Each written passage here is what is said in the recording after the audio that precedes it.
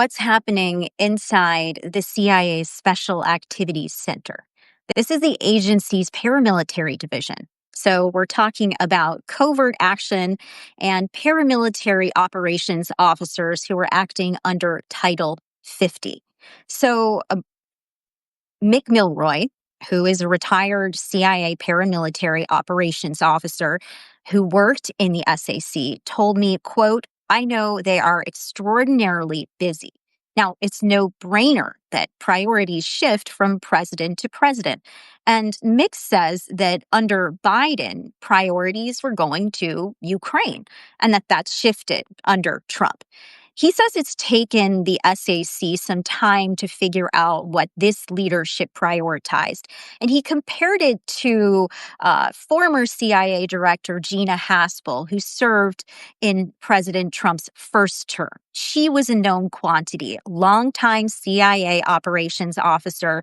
She had been chief of station in London, a very prestigious, desirable position where people go on even higher after they serve there oftentimes, compared Haspel to current CIA Director John Ratcliffe. Now, in Trump's first administration, first term, he spent some months as the Director of National Intelligence, but he was previously a congressman and he doesn't have operational experience. So understanding what he wants and where they were going to go wasn't necessarily something that SAC understood from the get-go.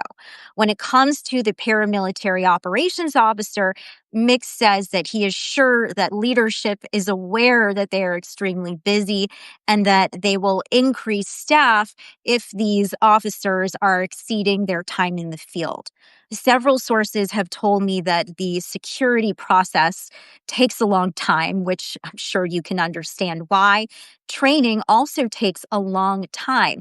So, as Mick says, they're either going to need to take less missions or hire more officers. Another person who is familiar with this matter told me that this really can take a toll on these ops officers in terms of their mental health, their marriages, what their children are going through without having that parent around. So now the question is, what are these ops officers in the SAC doing in the Trump administration? What are they being asked to know? Well, by definition, we are not supposed to know. This is supposed to be covert.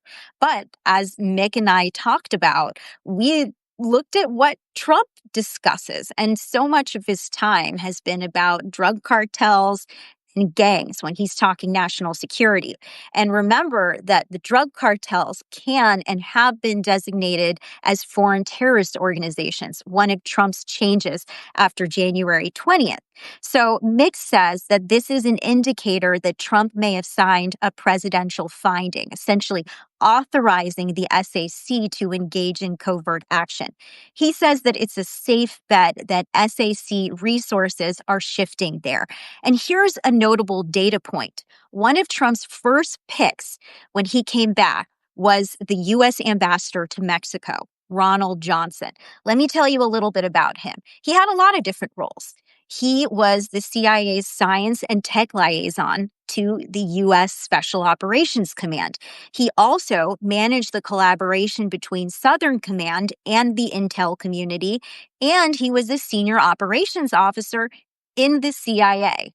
To me, that's quite notable. What other areas would these paramilitary operations officers be involved in at the moment? Well, Mick says that Taiwan is high up on the list of priorities and that preparatory activity has been underway in case there is a start to conflict with China. We talked about maritime and air as being the major focus here. These are two of the elements in the SAC. Of course, we can't forget Gaza, and there still is Ukraine. There's also counterterrorism. I'm also told, though, that it is not uniformly busy. Another former national security official, a senior official who worked with these paramilitary officers, told me, quote, "For some things, they've gotten busier, and in other areas, they're twiddling their thumbs. I know guys that are really busy and guys that are sending their resumes. Now, these officers don't always need a finding to work. It really depends on what the task is. If they're building foreign capability, according to this former, then they don't need it. What you need it for is covert action. And what this person said was, for Trump, for better or for worse, Trump likes to do things. Anyway, if you appreciated this video, follow me for more and consider becoming a paid subscriber so I can keep doing this work. And have a good weekend.